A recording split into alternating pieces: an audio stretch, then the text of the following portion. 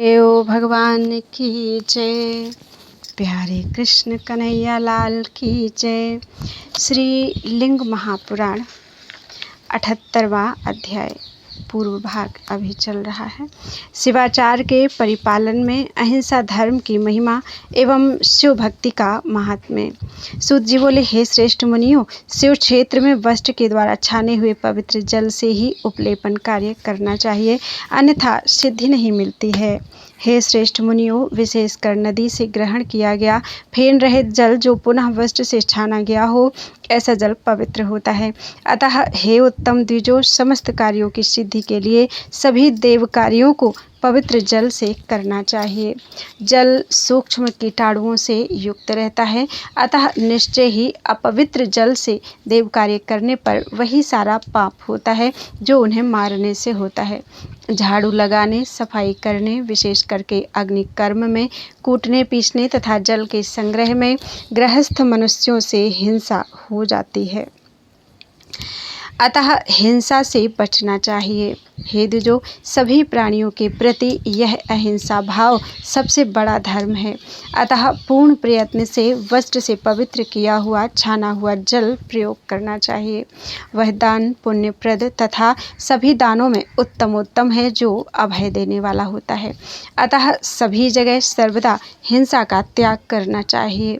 मन, वाणी तथा कर्म से जो किसी की हिंसा नहीं करता, अर्थात उन्हें दुख नहीं पहुंचाता, ऐसे अहिंसक व्यक्ति की सभी प्राणी सदा रक्षा करते हैं और हिंसक को कष्ट पहुंचाते हैं।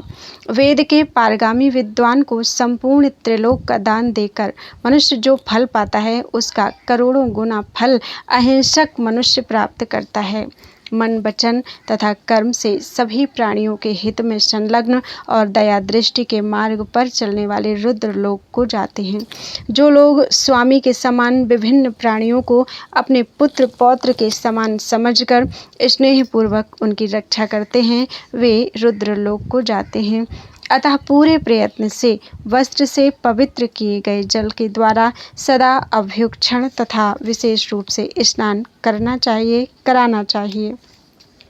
संपूर्ण त्रिलोक का संहार करने पर जो पाप का फल कहा गया है, उस संपूर्ण पाप को मनुष्य शिवालय में मात्र एक प्राणी की हत्या करके प्राप्त करता है। हे श्रेष्ठ द्विजों, शिव के निमित्त सदा पुष्प हिंसा की जानी चाहिए।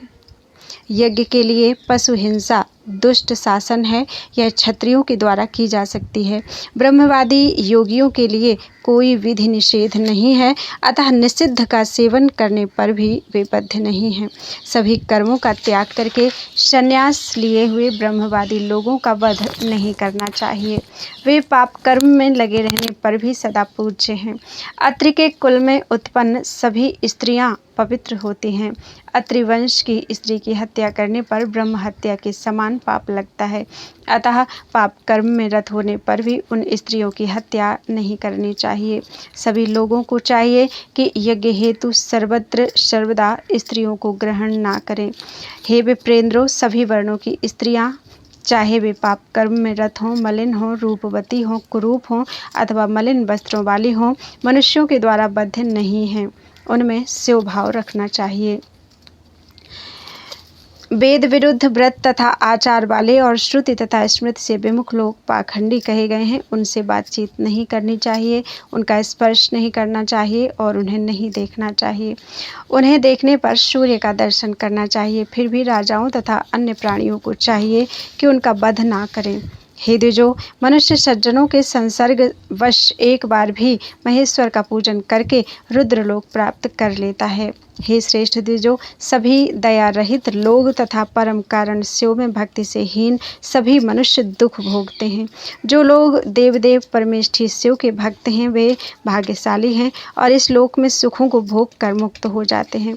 जैसे गृहस्थ मनुष्यों का चित्त पुत्रों, स्त्रियों तथा घरों में आसक्त रहता है, उसी प्रकार उनका चित्त यदि यतियों तथा तपस्वियों के सानिध्य से एक बार भी आदिदेव में लग जाए तो परमेश्वर का लोक उनके लिए दूर नहीं है। बोलो वृंदावन बिहारी लाल की जय। इस प्रकार श्री लिंग महापुराण के अंतर्गत पूर्व भाग में भक्ति महिमा वर्णन नामक 78वां अध्याय पूरा हुआ। 79वां अध्याय शिव पूजा से सभी का कल्याण, शिव पूजा की विधि एवं शिव मंदिर में दीपदान की महिमा। ऋषिगण बोले, हे महामते, मंद बुद्धि वाले, अल्प आयु वाले, अल्प पराक्रम वाले तथा अल्प सामर्थ्य वाले मनुष्यों को प्रजापति महादेव की पूजा किस प्रकार करनी चाहिए। 1000 वर्षों तक तपस्या के द्वारा शंकर की पूजा करके देवता भी उनका दर्शन नहीं कर पाते, तो फिर वे मनुष्य भगवान शिव की पूजा कैसे करें। सूत जी बोले, हे श्रेष्ठ मुनियों, आप लोगों ने यथार्थ बात कही है, फिर भी श्रद्धापूर्वक शिव की पूजा करने पर उनका दर्शन हो सकता है और उनसे संभाषण किया जा सकता है। हे द्विजो, प्रसंगवश भक्तिहीन लोगों के द्वारा भी पूजित होकर वे भगवान उनके भाव के अनुरूप फल देने वाले कहे गए हैं। हे द्विजो, उच्छिष्ट अधम ब्राह्मण शिव की पूजा करके पिशाच लोक को जाता है और क्रोध में भरकर पूजन करने वाला मूढ़ बुद्धि राक्षस का स्थान प्राप्त करता है। अभक्ष्य भोजन का भक्षण करने वाला दुष्ट मनुष्य शिव की पूजा करके यक्ष लोक प्राप्त करता है और नृत्य गान करने वाला उनकी पूजा करके गंधर्व लोक प्राप्त करता है। प्रसिद्धि का इच्छुक और स्त्रियों में आसक्त नराधम बुध लोक प्राप्त करता है। मदोन्मत्त व्यक्ति रुद्र की पूजा करता हुआ सोम लोक प्राप्त करता है। रुद्र गायत्री मंत्र द्वारा शिव का पूजन करके मनुष्य प्रजापति लोक को और प्रणव के द्वारा पूजन करके ब्रह्म लोक तथा विष्णु लोक को प्राप्त करता है। श्रद्धापूर्वक एक बार भी महेश्वर का पूजन करके मनुष्य रुद्र लोक में पहुंचकर रुद्रों के साथ आमोद प्रमोद करता है। देवताओं तथा असुरों से पूजित शुभ लिंग को पवित्र जल से स्वच्छ करके पीठ में भक्तिपूर्वक शिव का आवाहन करके उन्हें देखकर विधिपूर्वक प्रणाम करके धर्म ज्ञान में उत्तम, वैराग्य ऐश्वर्य से संपन्न, सभी लोगों से नमस्कृत, ओमकार पद्म से युक्त, मध्य भाग वाले तथा चंद्र सूर्य अग्नि से उत्पन्न कल्पित आसन पर स्थापित करके रुद्र शंभु को पाद्य आचमन अर्घ्य प्रदान करके उन्हें दिव्य जलों से स्नान कराना चाहिए। पुनः घी, दूध तथा दही से रुद्र को स्नान कराना चाहिए एवं विधि पूर्वक स्वच्छ करना चाहिए। तत्पश्चात शुद्ध जल से स्नान कराकर चंदन आदि से पूजन करना चाहिए। पुनः रोचन आदि से पूजन करके दिव्य पुष्पों, अखंड बिल्व पत्रों, अनेक प्रकार के पद्मों, नील कमलों, रक्त कमलों, नंद्यावर्त पुष्पों, मल्लिका, चंपक जाति पुष्पों, बकुलों, कनेर के पुष्पों, समी पुष्पों, बृहद पुष्पों, धतूर के पुष्पों, अगस्त के उदित होने पर खिलने वाले पुष्पों, अपामार्ग कदम्ब के गुच्छों तथा सुंदर आभूषणों से पूजन करके 5 प्रकार के धूप प्रदान करके पायस निवेदित करना चाहिए। तदनंतर दधि मिश्रित भात, मधु, घृत मिला हुआ भात, पका हुआ अन्न और मूंग का पका हुआ अन्न, ये 6 प्रकार का अन्न निवेदित करें अथवा 5 प्रकार का घृत मिश्रित अन्न निवेदित करें अथवा केवल 1 आढ़क शुद्ध चावल पकाएं और उसे निवेदित करें। अंत में प्रदक्षिणा करके बार बार नमस्कार कर देवता ईशान की स्तुति करके पुनः शंकर जी की विधिवत पूजा करके ईशान, तत्पुरुष, अघोर, वामदेव तथा सद्योजात मंत्रों का जप करते हुए इन 5 मंत्रों से शिव की पूजा करें। इस विधि से पूजा करने पर देव महेश्वर प्रसन्न होते हैं। हे श्रेष्ठ द्विजो, शिव पूजन में उपयोग किए गए पुष्प, पत्र आदि के साथ वृक्ष और गायें, ये सब परम गति को प्राप्त होते हैं। जो एक बार भी शिव, रुद्र, सर्व, भव, अज की पूजा करता है वह पुनर्जन्म रहित शिव सायुज्य को प्राप्त कर लेता है। एक बार अथवा प्रसंगवश भी पूजित परमेश्वर भव उमापति का दर्शन करके मनुष्य सभी पापों से मुक्त हो जाता है। पूजित किए गए अथवा पूजित होते हुए महादेव का दर्शन कर मनुष्य ब्रह्मलोक को जाता है, इसमें संदेह नहीं है। जो शिव के संबंध में कुछ भी सुनकर उसका अनुमोदन करता है वह परम गति को प्राप्त होता है। जो शिव के समक्ष एक बार भी घृत का दीपक अर्पित करता है वह वर्णाश्रमी लोगों के लिए दुर्लभ स्थिर गति प्राप्त करता है।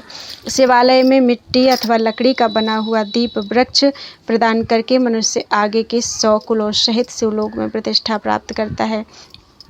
जो विधान के अनुसार भक्तिपूर्वक लोहे, तांबे, चांदी अथवा सोने का बना हुआ शिव दीपक शिव को समर्पित करता है वह 10,000 सूर्यों के समान देदीप्यमान विमानों से शिवलोक को जाता है। हे श्रेष्ठ मुनियों, जो कार्तिक महीने में शिव के सामने घृत का दीपक समर्पित करता है अथवा विधान के साथ पूजित होते हुए परमेश्वर का दर्शन श्रद्धापूर्वक करता है, वह ब्रह्मलोक को जाता है। शिव का आवाहन, उत्तम सान्निध्य स्थापन तथा पूजन रुद्र गायत्री द्वारा और आसन प्रणव द्वारा बताया गया है। सद्योजात आदि 5 मंत्रों से तथा विशेष रूप से रुद्र मंत्रों से उनका स्नान बताया गया है। इस प्रकार देवदेव उमापति की पूजा नित्य करें, उनके दक्षिण में ब्रह्मा की पूजा प्रणव से करें और उत्तर में देव देवेश विष्णु की पूजा गायत्री मंत्र से करें। विधि के अनुसार 5 मंत्रों से तथा प्रणव से अग्नि में होम करें। इस प्रकार शंकर की भली भांति पूजा करके वह मनुष्य शिव सायुज्य प्राप्त करता है। हे ऋषियों, मैंने संक्षेप में लिंगार्चन विधि का क्रम बता दिया। पहले स्वयं रुद्र के मुख से इसे सुनकर व्यास जी ने मुझको बताया था। बोलो वृंदावन बिहारी लाल की जय। त्वदीयं वस्तु गोविंदम तुभ्यमेव समर्पयेत्।